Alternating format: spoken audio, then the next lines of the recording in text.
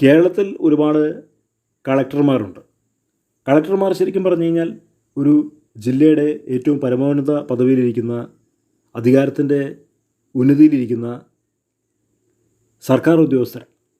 അവരൊരിക്കലും ജനങ്ങളുമായിട്ട് ഒരുപാട് free ആവാറില്ല. ജനങ്ങളുമായിട്ട് free ആവാൻ കഴിയില്ല.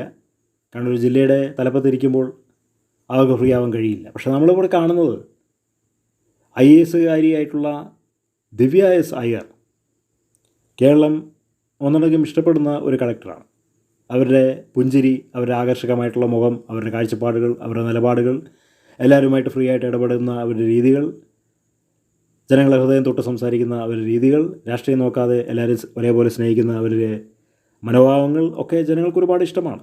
ഇങ്ങനെയൊക്കെയുള്ള ആളുകളെ സമൂഹത്തിൽ ഇന്നത്തെ കാലത്ത് വളരെ അപൂർവമായിട്ടേ കാണാൻ കഴിയുള്ളൂ. ചിലവരൊക്കെ സർക്കാരിൻ്റെ ഉന്നതമായ പദവിയിൽ ഇരിക്കുമ്പോൾ അവർ വലിയ ഗൗരവം ഭാവിച്ചിരിക്കും.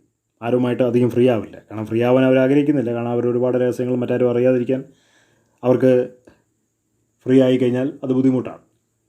അതുകൊണ്ട് അവർക്ക് ഫ്രീ ആവാൻ കഴിയില്ല. എന്നാൽ എല്ലാവരും അങ്ങനെയല്ല.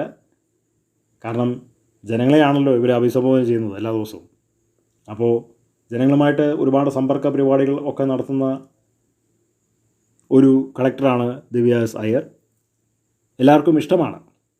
അവരൊരുപാട് പേർക്ക് പ്രിയങ്കരിയാണ്. അവർ സ്റ്റേജിലൊക്കെ കയറുമ്പോഴും അവർ സംസാരിക്കാൻ തുടങ്ങുമ്പോഴൊക്കെ മനസ്സിന് വലിയ കുളിർമ അയക്കുന്ന കാര്യങ്ങളാണ്. അവരുടെ മുഖം, അവരുടെ സംസാര രീതികൾ ഒക്കെ. അപ്പോൾ തുടർന്ന് ജീവിതത്തിൽ വലിയ വലിയ ഉന്നതികളിലേക്ക് ഇനിയും എത്തട്ടെ എന്ന് ഞങ്ങൾ ആശംസിക്കുന്നു.